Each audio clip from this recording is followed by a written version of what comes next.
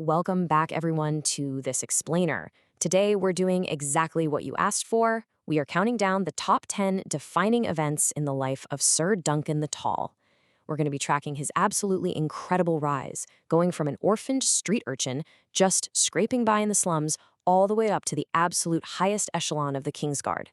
If you really want to understand the true meaning of honor and the actual man behind some of the greatest legends in Westeros, well, you're in exactly the right place. Let's get right into it. Right off the bat, let's look at how his mentor, Sir Arlen of Pennytree, used to affectionately, and, okay, probably a bit frustratedly, describe him. Quote, "Dunk the lunk, thick as a castle wall and slow as an aurochs." The crazy thing is, Duncan actually internalized this. He had this deeply humble, self-deprecating view of himself.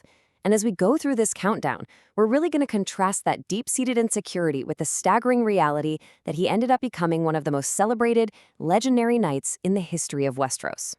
But before we jump straight into our chronological top 10, it definitely helps to just pause and understand the massive scale of his nearly 7-decade life. I mean, born around 193 AC in Flea Bottom, making a huge name for himself at the tourney at Ashford in 209, completely altering the course of royal history in 236, and then meeting a tragically heroic end in 259. It's a sweeping, epic life that touches almost every major event of his era. Part 1, The Orphan and the Knight. Coming in at number 1 on our countdown, his escape from Flea Bottom. You see, Duncan, who was just Dunk back then, was a nameless orphan running the filthy streets, literally stealing scraps of dubious meat just to survive those brutal King's Landing winters. But when he was just 5 or 6 years old, fate stepped in.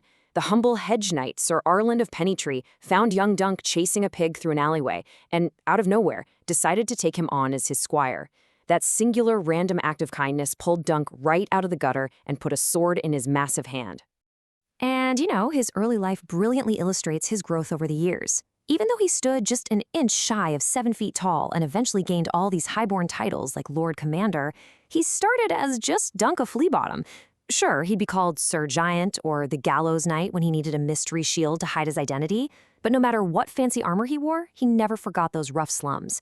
It gave him this deep, genuine empathy for the common folk, which, let's be honest, was something sorely lacking in a world full of arrogant nobles. Moving on to our second defining moment, the Ashford Lie in 299 AC. So, when Sir Arlen suddenly dies on a muddy road, heading to a tourney at Ashford Meadow, Dunk buries his beloved mentor. But instead of just finding a new knight to squire for, he makes a super bold, desperate choice. He takes Arlen's armor, adopts the mantle of Ser Duncan the Tall, and actually registers for the tourney, claiming the old man knighted him right before he passed. Now, the heavy implication here is that Duncan lied.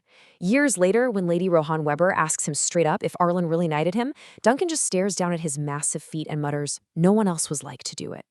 He wanted to be a true knight so incredibly badly that he told a monstrous lie just to get near the dream. And paradoxically, carrying the heavy weight of that lie is kind of what forced him to become the most honorable man in the realm. The Trial of 7 at Ashford Meadow. At number 3 is this infamous Trial of 7. And this entire crisis sparked simply because Duncan actually remembered a knight's vows to protect the weak. When he saw the notoriously cruel Prince Aerion Targaryen viciously attacking an innocent puppeteer named Tansel, Duncan didn't even hesitate. He rushed in and physically struck the prince. I mean, hitting a Targaryen royal, that was an act of profound treason with a guaranteed death sentence. So to save his own life, a Trial of 7 was called. This brutal, ancient format of 7 champions fighting against 7. On the battlefield, Duncan suddenly found himself facing Prince Aerion one-on-one, and the contrast was just stark. Aerion had elite formal knightly training and literally the finest armor gold could buy. But Duncan, he leveraged his raw, massive size and those brutal, scrappy brawling skills he learned surviving in Flea Bottom. He battered the prince until Aerion was forced to yield right there in the mud. He won as the ultimate underdog, cleared his name, and instantly established his legend. And that victory had massive consequences, because it bound Duncan to Prince Maekar's youngest son, Aegon, or Egg as he liked to be called. To keep the kid grounded, his royal father actually allowed Egg to secretly become Duncan's squire. The goal was pretty brilliant if you think about it. Let a highly sheltered Targaryen prince learn the harsh, humble, muddy realities of a hedge knight's life out upon the road. The Wandering Hedge Knight. Number 4 on our list is the Trial at Standfast. While traveling, Duncan and Egg took service with a poor, broken-landed knight named Sir Eustace Osgrey. Almost immediately, they got tangled up in this fierce, hyper-local turf dispute over a dammed stream called the Chequy Water with the very powerful Lady Rowan Webber of Coldmoat. Instead of letting two small armies just slaughter each other over a simple stream, Duncan stepped up as a champion to settle the whole thing. To end the dispute, Duncan had to fight Lady Webber's overbearing champion, Sir Lucas Longinch. And once again, Duncan was vastly outmatched in formal swordplay. But he leveraged his incredible grappling and wrestling abilities. It was a brutal, exhausting fight right in the middle of a river where Duncan very nearly drowned. But he ultimately overpowered the Longinch, earning massive respect from the very same lords who had previously looked down on him. Heading over to number 5, we're at the wedding tourney at White Walls. So Duncan and Egg wandered into what was supposed to be just a celebratory joust where the grand prize was this priceless fossilized dragon egg, but Duncan's hard-earned street smarts quickly kicked in, and he realized the tourney was completely rigged. It was actually a secret gathering of lords who had previously supported the Blackfyre Rebellion, and they were plotting active treason right there in plain sight. When those conspirators realized that Egg was actually a royal Targaryen prince, they immediately tried to seize the boy as a hostage. To protect his squire, Duncan clashed with the incredibly lethal Sir Tomart Huddle, slaying him in brutal combat.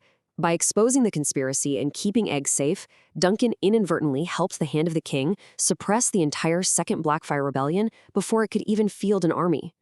Talk about being in the right place at the right time. War, rebellion, and duty.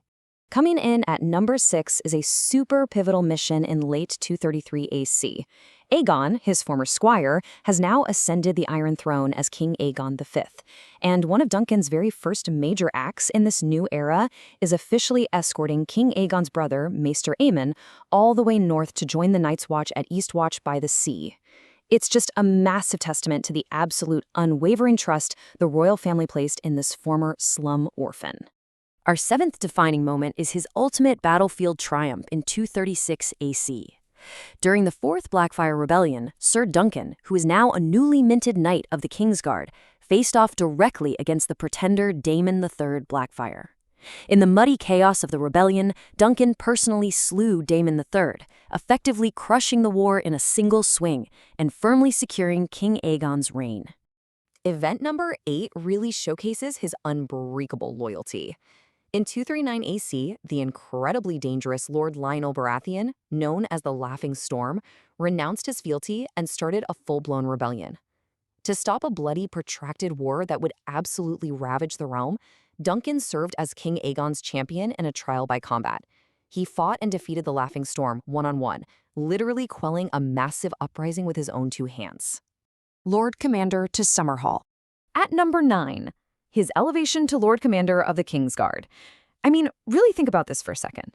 The nameless orphan from Flea Bottom who used to chase pigs in the mud was now commanding the greatest knights in all the 7 kingdoms. He was serving directly under the king who, as a little boy, used to wash Duncan's tunics on the road. It is, without a doubt, arguably the greatest character arc in Westerosi history. And finally, number 10 on our countdown, the tragedy of Summerhall in 259 AC. A massive, mysterious fire completely consumed the Targaryen summer palace. Duncan perished in the flames alongside his lifelong friend, King Aegon V. But historical accounts make a point to note that the Lord Commander's immense valor in his final moments actually saved several survivors from the inferno. He died exactly as he lived, putting himself in harm's way to protect the weak. As we wrap up this explainer, I want you to ponder a truly beautiful irony. The evidence heavily suggests Duncan lied to get into that first tourney in Ashford. Yet the man who best embodied protecting the weak, defending the innocent, and upholding every single ideal of chivalry, well, he may have never officially been knighted at all. What does that tell us about the true nature of honor? Think about that and keep exploring this incredibly fascinating lore.